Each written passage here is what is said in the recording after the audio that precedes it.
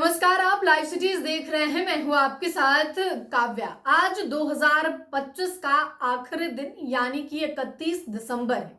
कई लोग 31st की नाइट पार्टी करते हैं, जश्न मनाते हैं और 12 बजे न्यू ईयर सेलिब्रेट करते हैं। लेकिन इस बीच इस वीडियो में हम आपको एक अहम जानकारी देने वाले हैं। दरअसल कल 1 जनवरी से यानी कि आज रात 12 बजे के बाद ही कई ऐसे नियम हैं जो बदल जाएंगे, फाइनेंशियल लाइफ पे भी असर करेंगे। तो हम इस वीडियो में ऐसे 5 नियम की चर्चा करने वाले हैं जो आज रात 12 बजे के बाद कैलेंडर बदलने के साथ ही, साल बदलने के साथ ही ये नियम भी बदल जाएंगे।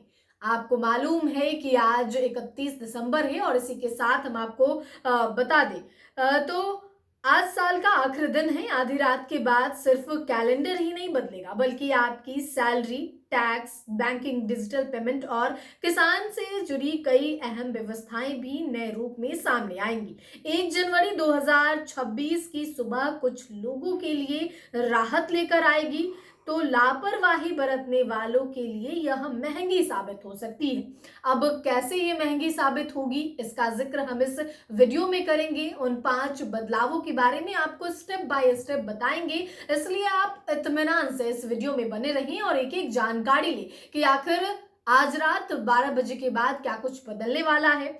दरअसल आपको बता दें तो सबसे पहले बात करते हैं 8वें वेतन आयोग पर संभावित सिफारिशों को लेकर। नए इनकम टैक्स कानून, सख्त यूपीआई नियम और किसानों के लिए डिजिटल पहचान तक ये सभी बदलाव सीधे आम आदमी के रोजमर्रा की जिंदगी और आर्थिक सेहत को प्रभावित करेंगे। 1 जनवरी 2026 से क्या क्या बदलने जा रहा है और आपको किन बातों के लिए सतर्क रहना होगा, आपको बता दें तो नए साल की सबसे बड़ी खबर सरकारी कर्मचारियों और पेंशन भोगियों से जुड़ी है। 7वें वेतन आयोग का कार्यकाल समाप्त होने के साथ ही 8वें वेतन आयोग की सिफारिशें लागू होने की प्रबल संभावना जताई जा रही है। यदि ऐसा होता है तो करीब 1.2 करोड़ कर्मचारियों और पेंशन धारकों के वेतन और पेंशन में 15 से 20% तक की बढ़ोतरी हो सकती है। इससे न केवल उनकी आय बढ़ेगी बल्कि महंगाई के दौर में क्रय शक्ति को भी सहारा मिलेगा। तो ये बात हो गई 8वें वेतन आयोग की, जो भी सरकारी कर्मचारी हैं उनको इसका लाभ मिलेगा। इसके आगे आपको बता दें तो इनकम टैक्स सिस्टम जो है वो और सरल और पारदर्शी होगा। नए साल से टैक्स पेयर्स के लिए इनकम टैक्स फाइल करना पहले के मुकाबले आसान हो सकता है। सरकार पुराने इनकम टैक्स एक्ट 1961 को बदलकर नया कानून लाने की तैयारी में है। इसके तहत प्रीफिल्ड आईटीआर फॉर्म में पहले से ज्यादा जानकारी उपलब्ध रहेगी।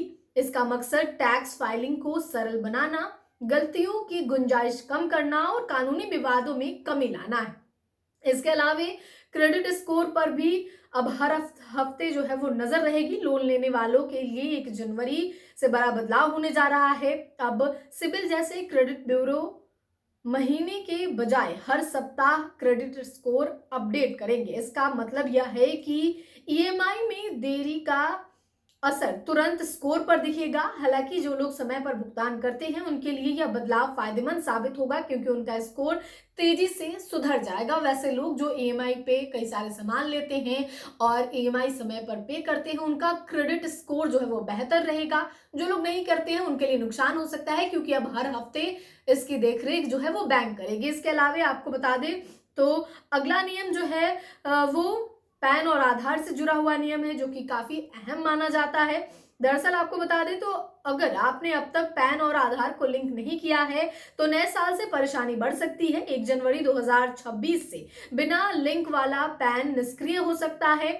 इसके बाद न तो म्यूचुअल फंड में निवेश किया जा सकेगा, ना बैंक खाता खोला जा सकेगा और ना ही टैक्स रिफंड मिलेगा। बाद में इसे सक्रिय कराने के लिए जुर्माना भी भरना पड़ सकता है। तो अगर अब तक आपने अपने पैन को आधार कार्ड से लिंक नहीं किया है तो करवा लें, क्योंकि आज आखिरी दिन है और कल से ये बदलाव होने जा रहा है।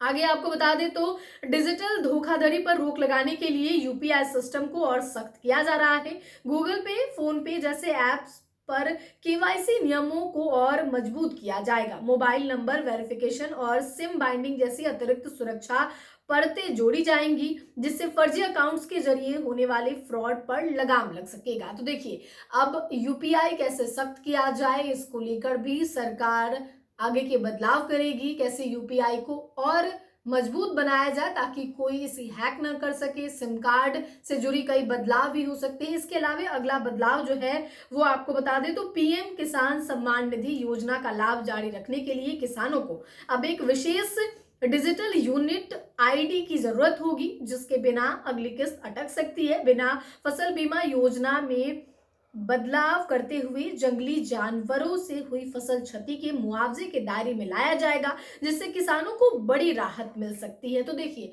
जो लोग भी वैसे किसान जो किसान सम्मान निधि का लाभ लेते हैं उनके लिए ये अहम जानकारी है।